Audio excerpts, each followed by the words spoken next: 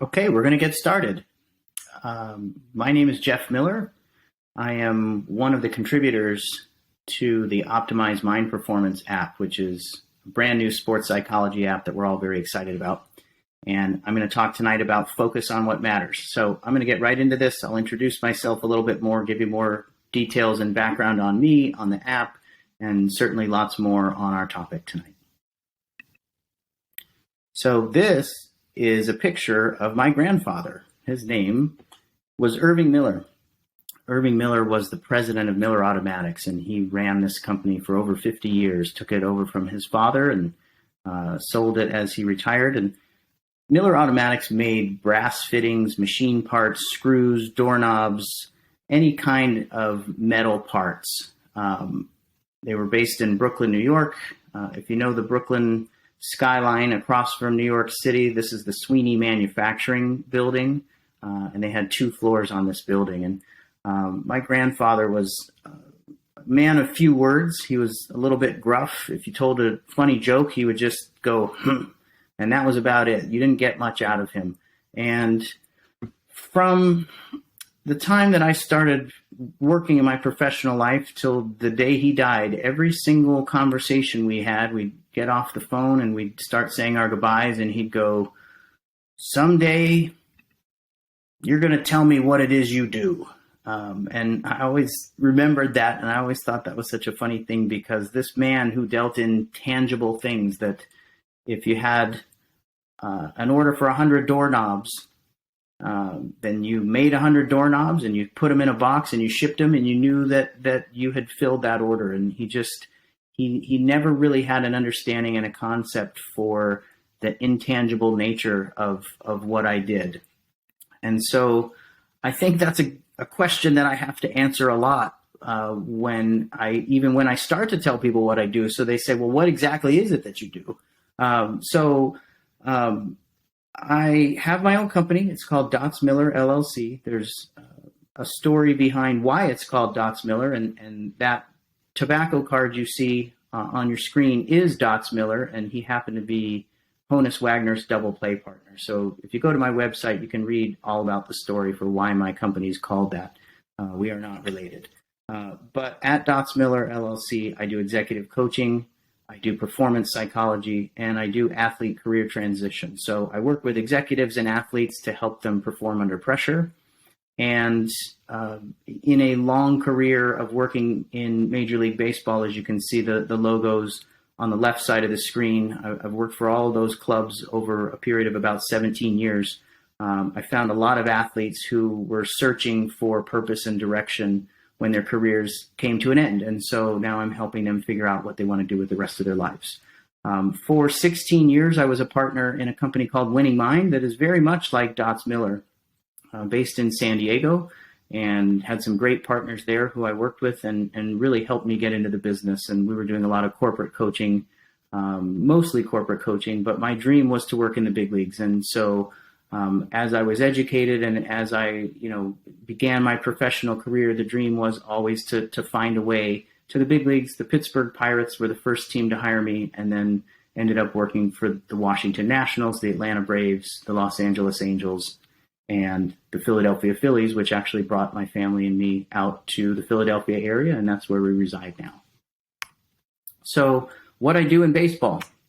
I have worked in Major League Baseball organizations in 3 key areas, and the way I always like to describe this was from the ground up. So helping scouting departments select the right players. I've done over 5,000 psychological evaluations of prospects in 15 drafts. And then being able to identify the right talent and then get that talent into the system and help those players make their learning permanent, speed up their development process, and help them with their own mental skills plans. And I've always felt like the game will teach you what you need to know, but mental skills training is really meant to help people learn what they need to learn to be successful and make that development process happen faster than it would with experience alone. And then finally, working with players in the big leagues to help them perform under pressure, help them develop at the major league level. I've always said that once a player gets to the major leagues, the learning starts over. And so there is a lot of learning and development that needs to happen at the big league level. I'm going to be talking mostly in baseball terms tonight. I apologize if you play or coach or are interested in another sport. Use what I'm describing tonight as metaphor, and hopefully the formulas and the prescriptions that I'm giving you here are simple enough that you can apply them to your sport. And so then that brings us to optimize mind performance. The reason that we're here tonight is the really good people at Optimize found me last summer, asked me to join the project, and asked me to do the baseball content for that. I'm actually working on some new content right now that is going to be for general sport and for a couple other sports. But really the great thing about this app is we've got an incredible collection of talent, mental skills coaches who are decorated in many professional sports and from around the world. And you get to hear all of our ideas and all of our content right, in the comfort of your phone when you want to hear them, when you need them. And so tonight, I get to be the first person to do this webinar series, but you're going to hear from all of our great coaches over time, sometime this year. So tonight's topic is focus on what matters. And what we're going to talk about tonight is some common ways that we distract ourselves, gaining clarity on what it is you want, and a process for consistent results. So my starting point for this is the first professional baseball player that I ever worked with. It was 2005. I had been hired by the Pittsburgh Pirates. I was in my first day of spring training, and I was introduced to Bobby Kingsbury, just kind of walking around some of the batting cages. And he says, well, when can I get some time with you? And they point me to a room and sit me down with this player. And I'm, getting out a notepad and getting started. And I say, tell me about yourself. And Bobby says, well, I was drafted in the 8th round and I went to Fordham. I have a business degree. Last year I was an all-star. I had the most home runs I've ever hit. I had the most doubles I've ever hit. I have Greek heritage, and I played in this was the 2004 Olympics in Athens. And he's just reading me this incredible pedigree. And I'm thinking to myself, okay, what's wrong? Because I've been trained in school to think about, okay, how do I help this person who has a problem? But this guy doesn't have a problem. He's telling me an incredible story that's all success. And so finally I go, Bobby, what can I do to help you? And I will never forget this. His shoulders just slumped and his head went down, and he said, I know I can do better. And that message, I know I can do better, I think is really what everyone is after. And so to me, I think the mental game isn't what people think it is. Most people that meet me at a party and say, what do you do? And I tell them what I do. And they go, oh, so do you help people with the yips? Do you help people who are in slumps? And I'm like, well, yeah, sure, I do. I help people when they're not performing well. But here's what most of my clients are like. They're extremely talented. They're extremely ambitious. They're under pressure to deliver constant results. They're rarely satisfied with their success. They're searching for real answers, and they're unaware that they already have them. And I'm guessing that most of you on this call tonight have most of these on this list are probably describing you. And so I think as we think about the mental game, we need to think about it more from this idea that it's talented, ambitious people who want something and they want more, and we have to help them understand how to get it. So that brings me to a very simple definition for me of what the mental game is made of. I think in the simplest terms, the mental game is knowledge and performing under pressure. And so if we think about knowledge, it's, in baseball terms, it's knowing what pitch to throw and what count. It's being able to read heat maps and defensive charts and no bunt plays and all the things that we practice over and over again. We practice and repeat them so we can know what we're doing and not have to think about it in those moments. And really that's the performing under pressure part, is the moment, right? Like we prepare ourselves with knowledge so we can execute on that knowledge under pressure. And so that leads me to, again, a very simple definition of what I think the mental game is, and that's know what to do and do it when it counts. And if you know what to do and you do it when it counts, then it doesn't matter if you've taken a deep breath or not. It doesn't matter if you have a positive attitude. It doesn't matter what thought is in your head. in that moment. And it doesn't matter how you've trained to get there. So there are lots of different ways that people teach the mental game. There are lots of different strategies and ideas and lessons that you're going to hear in the app if you've already downloaded it or if you're going to download it. To me, all of that information boils down to know what to do and do it when it counts, no matter how you get to it. Okay? So now we're talking about focus on what matters. Most athletes get distracted or confused by the wrong goals. And so my question to you is, what is it that you really want? Lots of people say they want consistent performance. Lots of people say they want to realize full potential. And so what I want to point out tonight is consistent performance and realizing your full potential, they might be conflicting goals sometimes. And here's what I mean by that. When I sit down with a player in spring training and I say, what's your goal this year? If it's a minor league player, they typically will have 3 goals. They're going to say, I want to hit 300, or I want to hit 20 homers, or I want to strike out 200 people, some kind of a number-based goal. They're going to say, I want to move up a level. I want to move up from AA to AAA this year, and I want to make an all-star team. And so I'll say to them, well, what if none of those things come true, but you end up playing in the big leagues someday? And they'll go, well, that'll be fine. So you might not have the performance that you're after this season, but that doesn't mean you can't realize your full potential. And I think we can get distracted when we say, I wanted to hit 300 or I wanted to steal 40 bases, but I've only stolen 3 bases in the first 2 months, and now I got to steal 37 bases in the next 4 months. And so getting on that kind of, hamster wheel of I'm falling behind on this goal that I had, and that makes it difficult for me to continue to learn and develop. And so that's a very simple example of what I mean by being distracted by the wrong goals. Before we can talk about focusing on what matters, I want to talk to you about focus in general.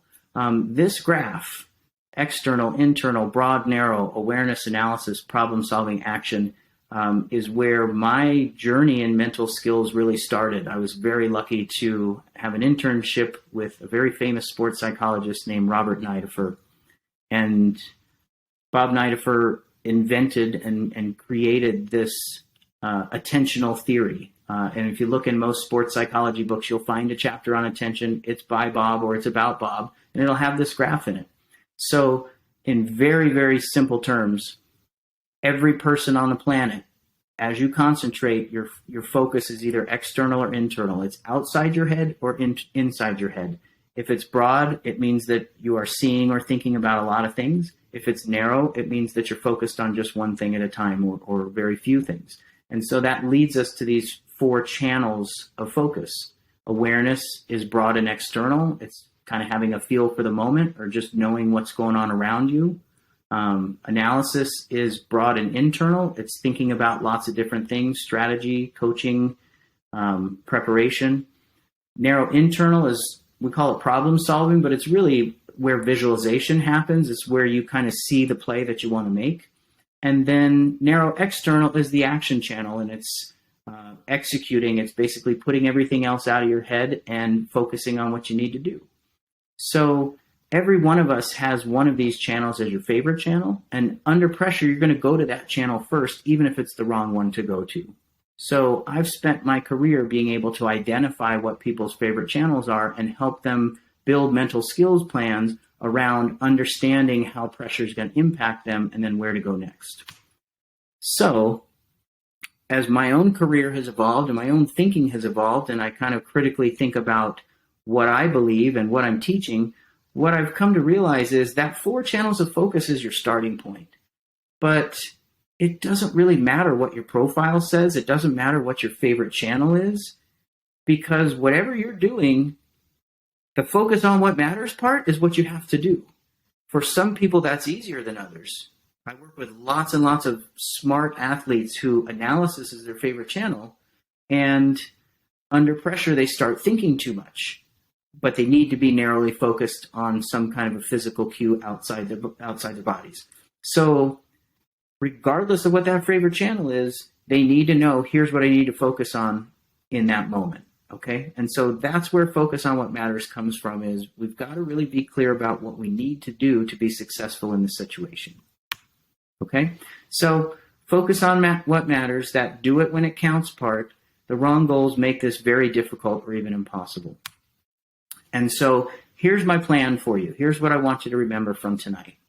When you're setting goals and when you're measuring performance, it's focus on what I do, not on how I feel, and not on how I'm doing it. Okay? Because what you do in that moment should not change.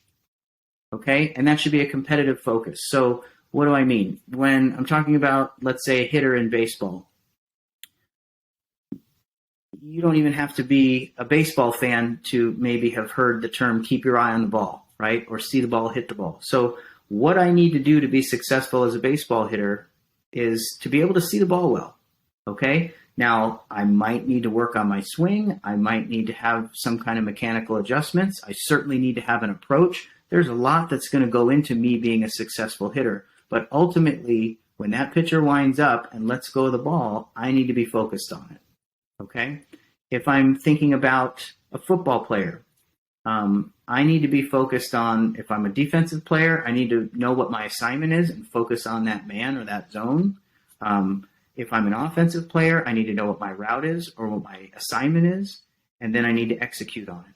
And if I'm a quarterback, I need to be able to scan the field. I need to be able to know where my receivers and targets are, and I need to be able to know what the defense is trying to do to me. Okay, so those are the competitive kinds of focuses that I'm talking about. And now let's get into the not part. So the distractions. To me, the two biggest distractions and the things that take away from performance and consistent performance are how I feel and how I'm doing it. Okay, so how I feel. If I'm angry, if I'm worried, if I'm lacking confidence, those are all how I feel. And again, if I go back to that favorite channel, there are people that are a little bit more destined to feel more.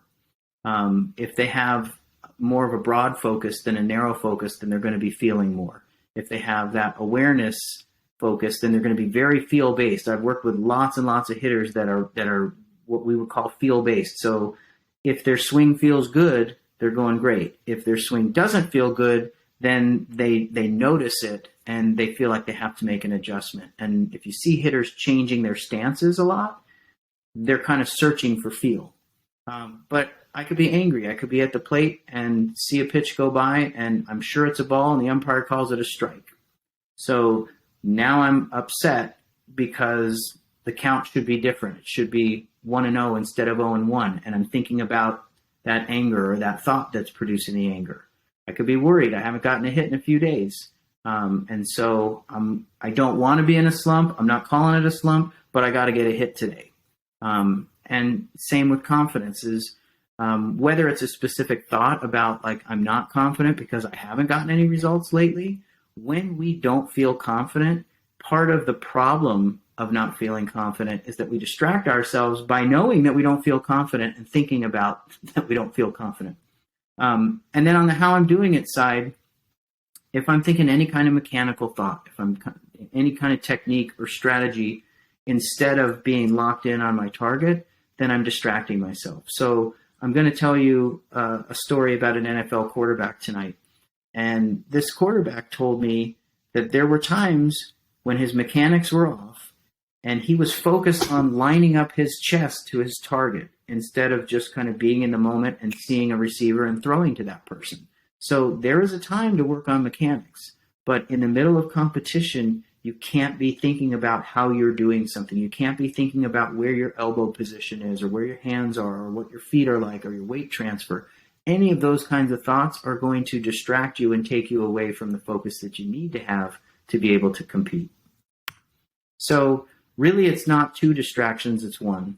And how I feel and how I'm doing it are both forms of evaluating. And I think evaluating is really the big distractor for us is if I'm thinking about how it's going instead of simply being in that moment and competing, then it's very difficult for me to be in the right channel of focus. And here's what I mean. If I'm a hitter trying to see the ball, I need to be in that action channel. I need to have a narrow external focus. And the way I describe this usually with hitters is you want to see the ball coming out of the pitcher's hand. So I might say, how did you see the ball? And they might say, fine. But I say, did you see it out of the hand today? And if you're seeing the ball out of the hand, that means you've got a very narrow external focus. If you're evaluating confidence, if you're evaluating timing, if you're evaluating feel, if you're evaluating anything going, how do I feel right now? Then you're in an analytical channel, okay? You're thinking and you should be seeing. And it's, Yogi Berra had the quote, you can't think and hit at the same time. And he was right. And this is what he meant in scientific terms, that if you're in that analysis channel, and so, again, I think one of the problems that I see with hitting in particular is a hitter will come up to the plate and not feel confident. And then he'll say, I need to do something, right? And there's lots of information about how to have a routine at the plate so you can feel confident. But if you don't feel confident and you do your routine, and now you're evaluating whether the routine worked or not, you're still thinking instead of trying to pick up that ball out of the pitcher's hand. So you need to be able to have a routine. That's important. But you don't want to evaluate whether that routine worked in the moment. You want to evaluate that later. Okay? So it's focused on what I do, not on how I feel, and not on how I'm doing it. So let's go to some examples now. So one of these hitters that I'm talking about says, well, my coach is always telling me that I need to be on time. And if you are around a batting cage on just about any field, you're going to hear a coach say, hey, you need to be on time, right? And he's right. You can tell when a hitter's late. And usually that's what a hitter is late, not early. And the reason that you're late could be mechanical. But if you're late and then you start thinking about being late, you're going to be even later. And so that's what this guy's telling me is he's like, look, I can't think that. If I think be on time, I'm going to be late. And so I've told my coach, look, even if I'm late, don't tell me to be on time, okay? Because that's just going to distract me more. Or you go completely in the direction and you're trying so hard to be on time that you end up being early. And if you're early, then you're out in front on your front foot. If you're lucky, you're making contact and you're pulling the ball foul. But you don't want to be early. You don't want to be late. That's why hitting is so difficult. So this guy is saying, I know I need to be on time, but if I'm told to be on time, then I'm going to be late. So what do I do? So here's our focus on what matters. I get in the box. Grip and release is a routine that I have hitters do that involves taking a deep breath, but it's a little bit more than that. And really the important part is at the end of grip and release, you are focused on what matters. Grip and release is one of the lessons that is in the app right now. If you've downloaded the app, you can go to it and you can hear my thoughts on grip and release. So ultimately, you get in the box, you get your feet set, you get your body set, you do your grip and release, and then you go immediately to seeing the ball, trying to see the ball out of the pitcher's hand, and then you react to the pitch. And if you see the pitch that you want to hit, you're going to swing. And if you do all those things without getting in your own way, then you're going to be on time. And if you're not on time, you can't really make mechanical adjustments in the moment anyway. You're going to go prepare and do something the next day to work on that. But your best chance to be on time is to simply get in the box, grip and release, see the ball, react. Okay? That's what I do, and that's what shouldn't change. Here's the NFL quarterback that I'm talking about. I thought this was such an interesting story. This guy that I was working with says, sometimes I'll get a call from the sideline, and in American football, if we have some non-Americans on the call tonight, you get the play called inside the helmet. You have a receiver in there, and you can hear the coaches on the sideline telling you what call they want. And so he hears the play call come in, and his first instinct is, oh, that's a bad call. I don't like that play. And so he says, I hear the play call come in, and I wanted to put all this out for you so you can see this all at once. Because this is a lot of thinking, and this is a lot happening in just a couple of seconds in this guy's mind. I hear the play call come in from the sidelines. My first thought is it's a bad play call. I call the play anyway. And, we had a discussion about, are you allowed to audible or not? And sometimes you are and sometimes you're not. But calls the play, we run the play, it gets stuffed. It's a run play that he thinks isn't going to work. It's 2nd and long. And now it's 3rd and long because this play didn't work.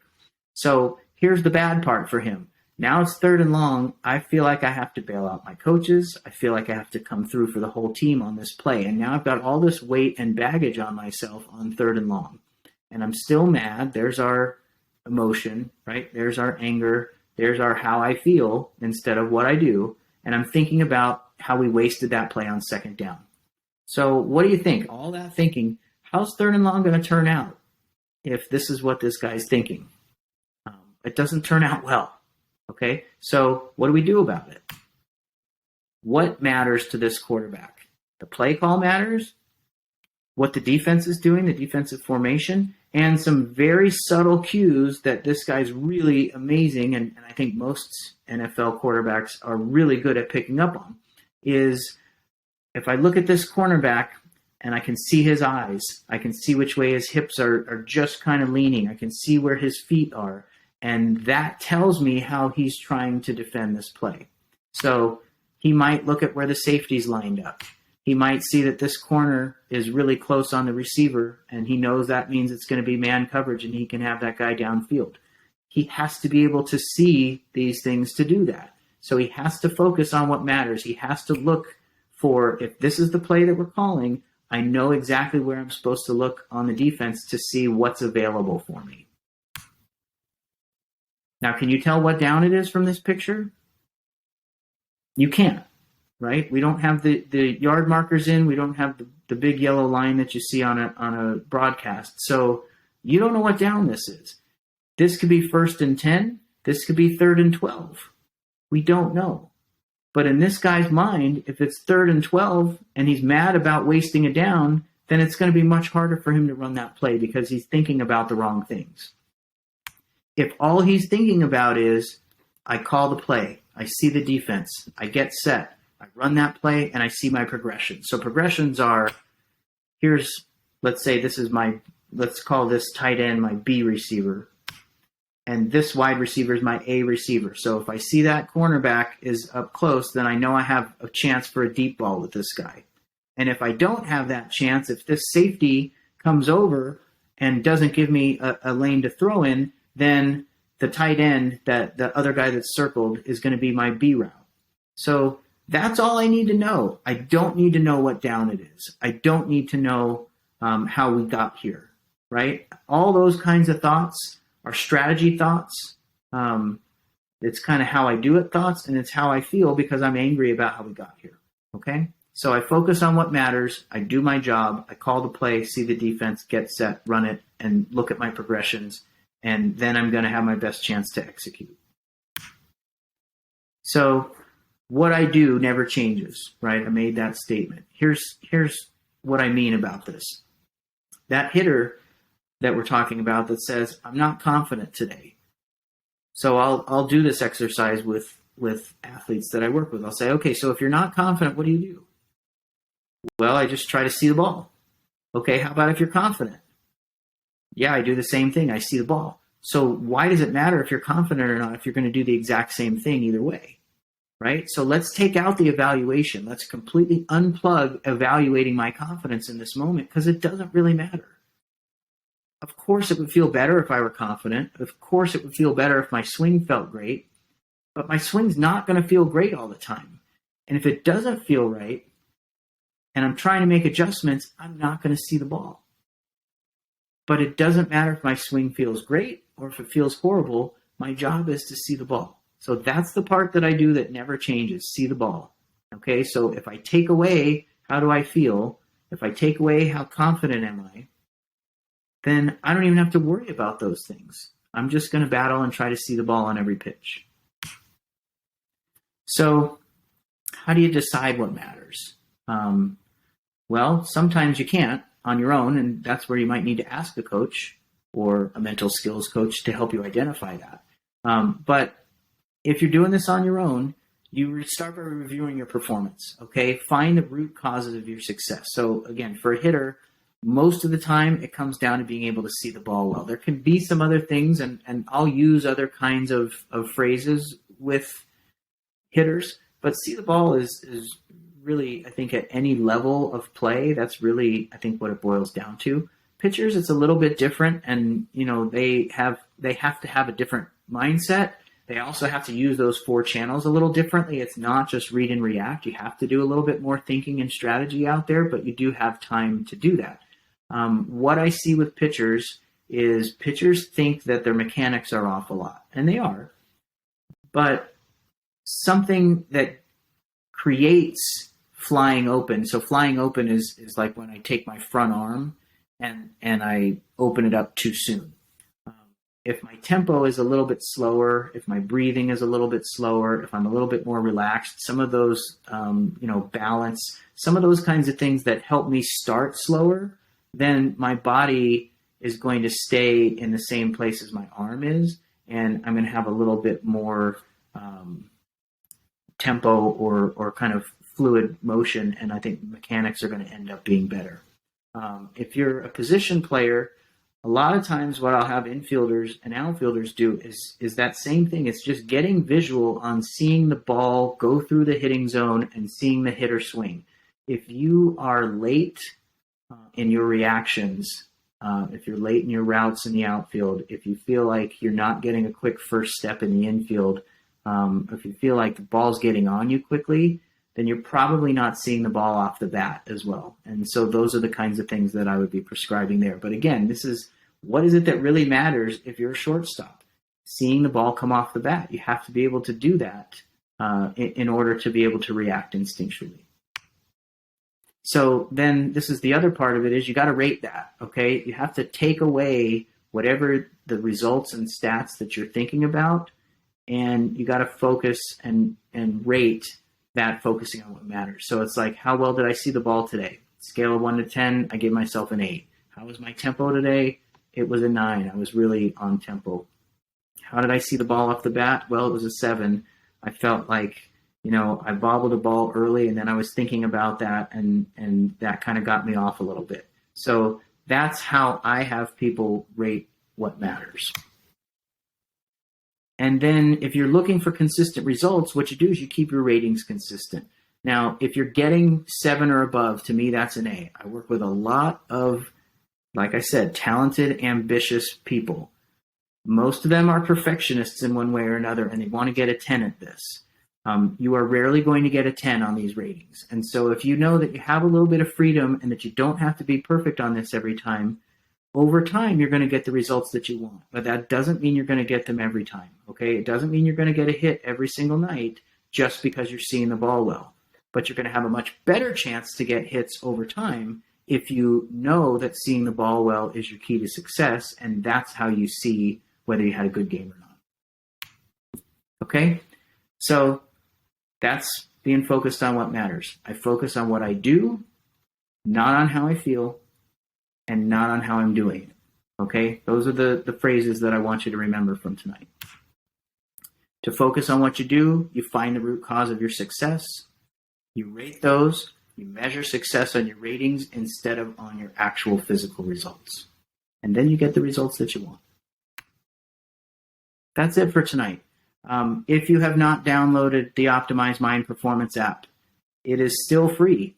It can be downloaded for free at the moment in the App Store if you have an Apple phone, and if you have a different kind of phone, then you can get it at Google Play. If you want any more information on myself, on my company, Dots Miller, if you want to hear why it's called Dots Miller, go to dotsmiller.com.